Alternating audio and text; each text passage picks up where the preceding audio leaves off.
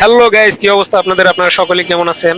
আজকে আমার একটু মন খারাপ, আপনারা দেখতেই পাইতেছেন। আমি যে ঘাড় চুলকাইতেছি, মাথা চুলকাইতেছি, কারণ আজকে একটু কিছু মালামাল কিনছিলাম, আম কিনছিলাম। তো আমগুলি অনেক ছোট পড়ছে এক জায়গা থেকে। তো এই জন্য আমার বেচতে অনেক কষ্ট হইতেছে, গ্রাহক সংখ্যা খুবই কম। এই যে দেখুন, এই সাইডের আমগুলি কিনছি আলাদা দোকান থেকে, ওইটা একটু বড়। আর এই যে সাইডের যেই আমরুপালি আম আছে, এগুলি খুবই ছোট, এই কারণে এগুলি গ্রাহক বেশি একটা টানে না। তো আমি আবারও চলে আসছি সেকশন বটতলার মোচরে। এই মোচরটা আসলে একটা টার্নিং পয়েন্ট। এই জায়গায় যে কোনো জিনিস আনবেন খুব তাড়াতাড়ি বিক্রি করা হয়ে যাবে। তো এই জন্য আমিও নিজেই চলে আসলাম এই সেকশনের টার্নিং পয়েন্টে। এই জায়গায় আইসা আম বিক্রি যখনই একটু রাত হলো বেশি, তখনই এরকম একটা ঝামেলার সম্মুখীন হলাম আসলে, যেটা না বললেই নয়। কিছু লোক, কতিপয় লোক অন্য জায়গায় গাড়িতে সংঘর্ষ করে এই জায়গায় চলে আসছে। তারা মূলত এই জায়গায় গ্যাঞ্জামটা টাইনা নিয়ে আসছে। আর বাকিটা দেখতেই থাকুন তাহলে।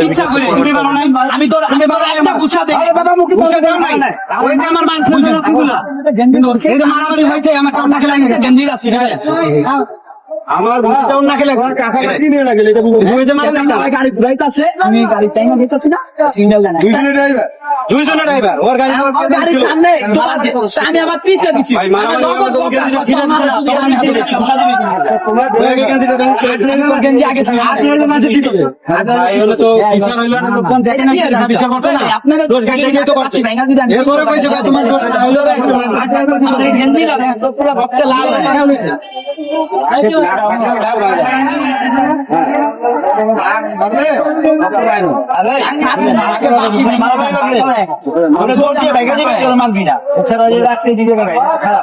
মামাই আছে তোর লাগে মামাই কথা বলবো মামাই তুই আবার কিসে দেখছ না ওর লাগে কথা কইবো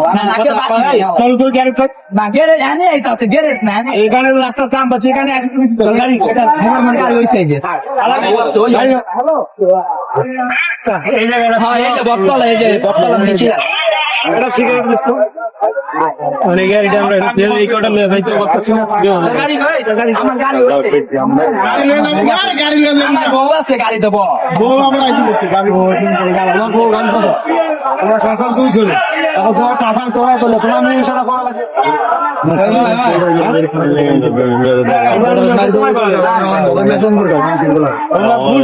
ওই কাজটা ভাই ঠিক করে না কোনো কথা বলে গালি দেয় এটা আলাদা বিষয় এটা মানা লাগে নাকটার বাসিটা হয়ে গেলে সব পোলা হইলে মাথা গুলো নগদ জায়গা বইরা দিই আমি দিচ্ছি কম না অন্য জায়গায় বসে দিয়ে একটা কথা চলেন না আপনি আরেকজন ভাই এবার গাড়িটা ঠেলে ওইখানে যাও গাড়ি অন্যায় কাজটা করতে ভাই বড় ভাই এটা অন্যায় কাজটা লাগছে গেঞ্জি দিয়েছে তুই একটা পাঁচটা ঘুষা দে কথা বুঝ দেখতে পাই না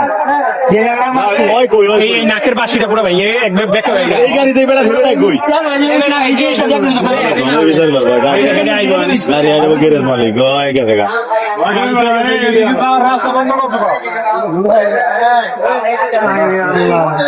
দেখ কি এটু ধরো মানে কত জাম লেগে গেছে। মূলত তারা করছে গ্যাঞ্জাম। আর এই যে আমরা ছোটখাটো যারাই আছি, ফুটে সাইডে দোকানদারি করি, তো আমাদের উপরে চাপটা এসে পড়ছে। এছাড়াও যখনই জাম লাগে, গাড়ি ঘোড়ার জাম লাগে, তখন দোষটা আমাদেরই হয়।